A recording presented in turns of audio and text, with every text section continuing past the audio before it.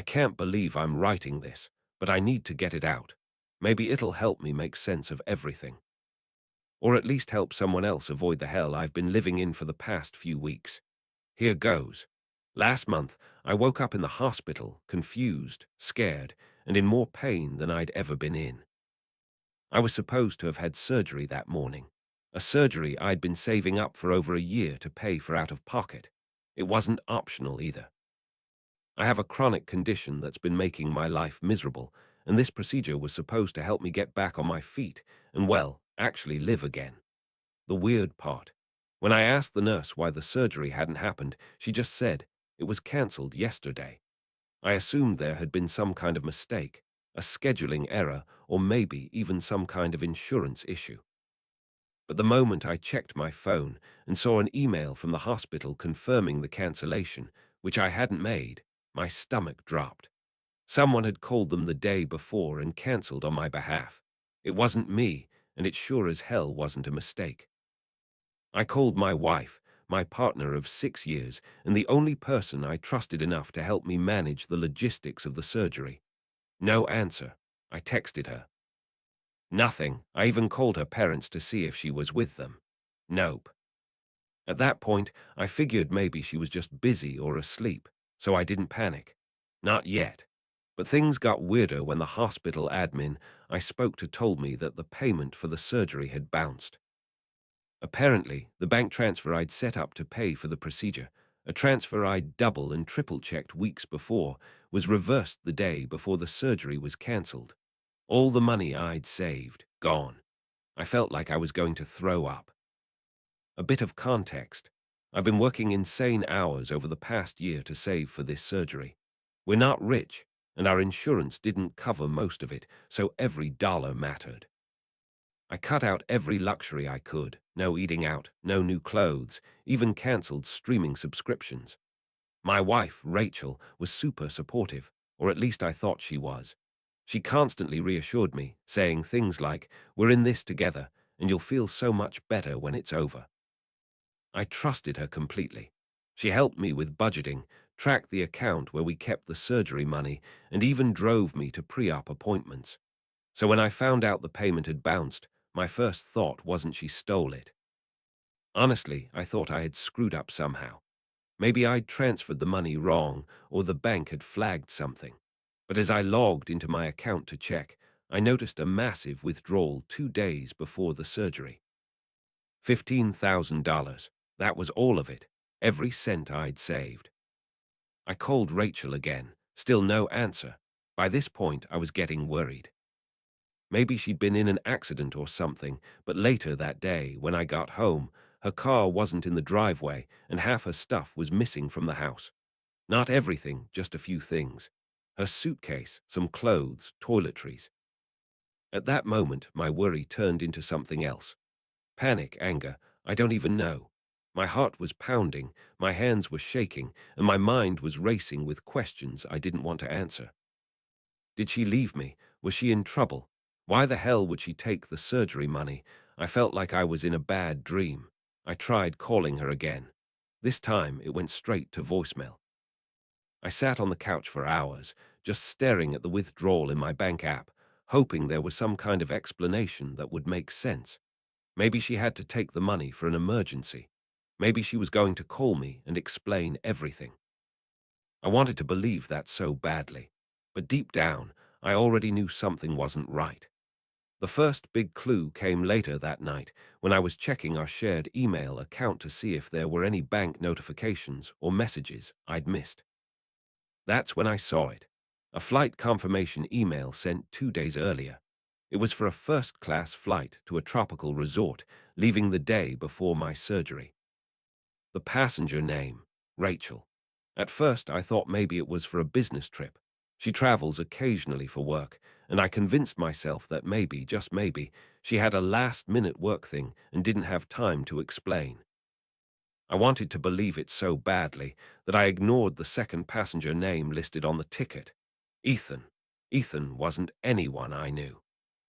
And when I Googled his name, I found his LinkedIn profile. He was an old college friend of Rachel's. My stomach dropped again, but I wasn't ready to let myself spiral into full-blown suspicion just yet. Maybe he was a coworker. Maybe they were traveling for business together. I kept telling myself there had to be a logical explanation. But then I checked her Instagram. There it was. A photo she posted just hours after I'd been calling her nonstop. She was sitting by a pool, drink in hand, wearing sunglasses I'd never seen before and a swimsuit I definitely didn't recognize. The caption, much needed escape, and the person who had taken the photo. Ethan, he was tagged. His profile was private, but his bio had a picture of them together as the profile pic. I felt like I'd been punched in the gut. I couldn't breathe, couldn't think. This was the same woman who had held my hand in the doctor's office, who had told me we were a team, who had promised me she'd be there for me after the surgery. Now she was sipping cocktails with another man while I sat at home, trying to figure out how to pay for a surgery I couldn't afford anymore. I wish I could say I was angry at that moment, but honestly, I wasn't. I was hurt. Completely shattered. I just kept thinking, how could she do this to me? How could she take everything and leave me like this? I stared at the picture for hours, hoping it would somehow disappear, hoping this was all some kind of mistake. The next day, I got an alert from my credit card company. Someone had charged $4,000 at a luxury hotel in the same city her flight was booked to. I didn't even have to guess who it was. She'd maxed out my card on top of draining our savings. That's when I finally broke down. This wasn't an accident. It wasn't a misunderstanding. She had planned this. She had stolen everything from me, knowing full well what it meant. She knew I needed that surgery. She knew what I was going through, and she chose to do this anyway. I haven't heard from her since. Not a single call or text. She's completely disappeared, and I have no idea what's coming next. Update. I'm still trying to wrap my head around how far this went. A few days after Rachel disappeared, I got a message that caught me completely off guard. It was from Ethan, the guy she ran off with. At first I thought it was some kind of sick joke. Why would he, the man my wife left me for, be reaching out to me? I almost didn't open the message, but curiosity got the better of me. His message started with, "I had no idea she was married. I think we need to talk." I was floored. No idea she was married. How could he not know? My brain immediately started spinning with questions. Was he lying to cover his ass, or had Rachel really lied to him too? I replied cautiously, asking him to explain what he meant. He told me that Rachel had been seeing him for months, 8 months to be exact. They had reconnected on Instagram after she randomly liked one of his photos. She told him she was single, recently divorced, and wanted a fresh start in life. According to him, she'd spun this whole sob story about how her ex-husband, me, was controlling and manipulative, and she was finally free to be herself. I couldn't believe what I was reading. Ethan and I ended up talking on the phone later that night. I was hesitant at first, but he seemed genuine, angry even. He admitted that he'd started to suspect something was off when Rachel became cagey about certain details of her life. For example, she refused to introduce him to any of her friends, and whenever he asked about her divorce, she changed the subject. But the final straw for him was when she suddenly asked him to go on this vacation and insisted on paying for everything herself. She told him it was her treat because she'd recently come into some money from a family inheritance. That inheritance, of course, was my surgery fund. Hearing all of this felt surreal. I was furious at Rachel for lying to him, but also at myself for being so blind to who she really was. The person Ethan described didn't sound like the woman I married. Or maybe it was, and I just hadn't wanted to see it. Over the next few days, I started digging deeper into our financial situation. I knew about the $15,000 she drained from our joint account, but something told me there was more. And I was right. I found out she had secretly opened a credit card in my name months ago. She'd been racking up charges on it, mostly for luxury items, designer bags, shoes, expensive dinners. In total, she'd spent over $8,000 on that card, and I had no idea because she'd set up the statements to go to her personal email. It didn't stop there. She'd also taken out a small personal loan, again in my name, for $5,000. I felt sick to my stomach. The woman I thought I knew, the woman I trusted, had been systematically stealing from me for a year. And for what? To fund her double life. At this point, I knew I couldn't handle this on my own. I reached out to a lawyer to start preparing for divorce.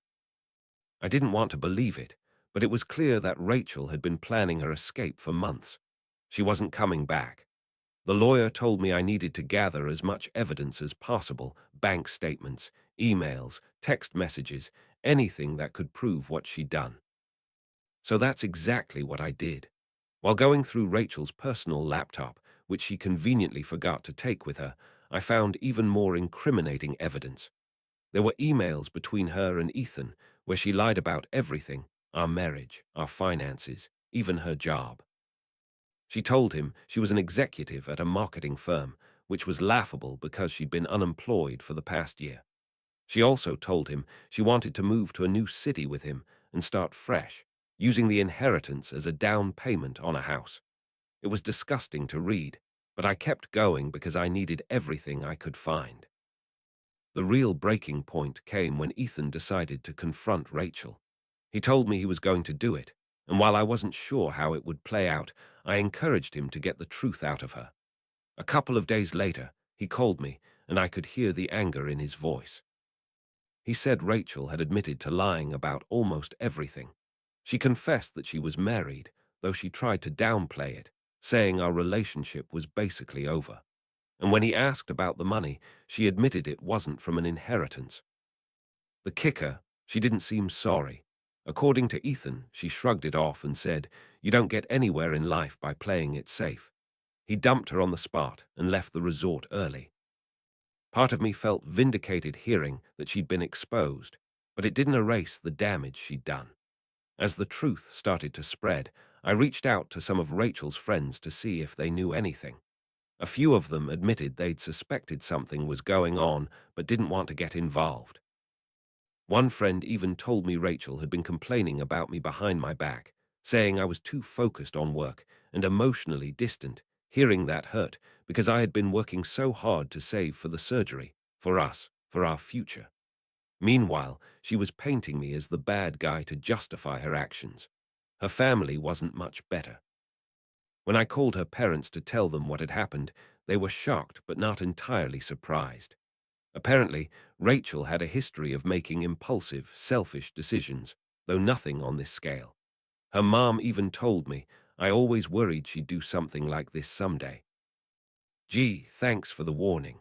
Right now, I'm in the middle of sorting out the financial mess Rachel left behind. Between the stolen money, the fraudulent credit card, and the personal loan, I'm looking at tens of thousands of dollars in debt. My lawyer is optimistic that I'll be able to recover some of it, but it's going to be a long, uphill battle. As for Rachel, she's completely ghosted me. She hasn't reached out once, and honestly, I don't want to hear from her. I don't think there's anything she could say that would make this better. The person I thought she was doesn't exist. Final update. After I found out about Rachel's financial betrayal, I thought the worst I'd have to deal with was the $15,000 she stole and the $8,000 she racked up on the secret credit card she opened in my name. But as I worked with my lawyer to gather all the evidence, we uncovered something even more horrifying. Rachel had been systematically draining my personal savings account for months. I hadn't noticed because I rarely touched that account. It was meant for emergencies only. She took nearly $20,000 from it in small increments over time to avoid raising suspicion. In total, the financial damage she caused was over $40,000. I felt completely blindsided. How could someone I trusted with my life not only betray me emotionally, but also leave me in a financial hole I might not climb out of for years? With my lawyer's help, I filed for divorce and began the process of trying to recover the money she stole. But here's the thing, Rachel had disappeared. She wasn't responding to texts, calls, or emails, and as far as I could tell, she wasn't staying with family or friends. It was like she'd gone off the grid. The lawyer explained that we'd have to serve her the divorce papers in order to proceed, but without knowing her location, that was going to be a challenge. I decided to hire a private investigator to track her down. It felt extreme, but at that point, I had no other choice. The investigator found out she was staying in a different city, living in an Airbnb under a fake name. She was clearly trying to hide. When we finally served her the papers, her response was as cold as it gets. Do whatever you want, I don't care. She didn't show up for the initial court proceedings, which delayed everything further. It was like she didn't care about the damage she'd caused, emotionally or financially, but I was determined not to let her get away with it.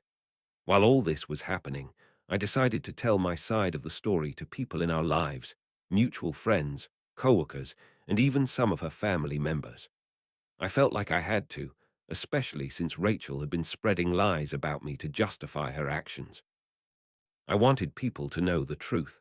I posted a detailed account of what she'd done on social media, complete with screenshots of texts, emails, and evidence of the money she'd stolen. I didn't do it to be petty, though I won't lie, it felt satisfying.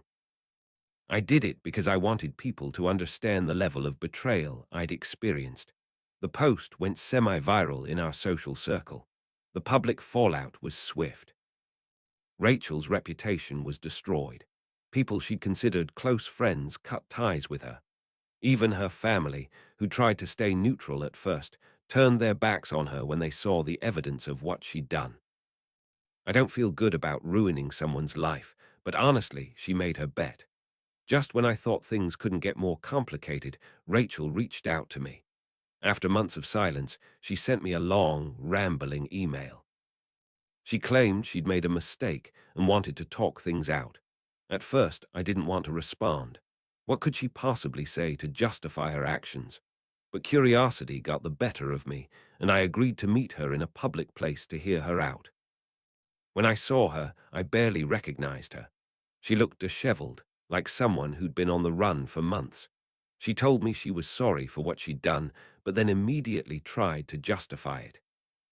She said she'd felt trapped in our marriage and wanted a way out. She admitted she had planned to leave me for Ethan, but when he found out the truth about her, he dumped her. She laughed bitterly and said, "I guess I overplayed my hand." She also admitted that she'd spent the last of the stolen money on the Airbnb she'd been hiding in. She was broke, homeless, and desperate. Part of me felt sorry for her, but then I remembered everything she put me through. I told her I wanted nothing to do with her and walked away. The last straw came when I learned that Rachel had tried to manipulate one of my close friends into lending her money. She told them some sob story about how I'd abandoned her and left her with nothing. Thankfully, my friend saw through her lies and told me about it immediately. That's when I decided to take the final step. I went back to court and filed for a restraining order against her. I didn't want her anywhere near me or the people I cared about.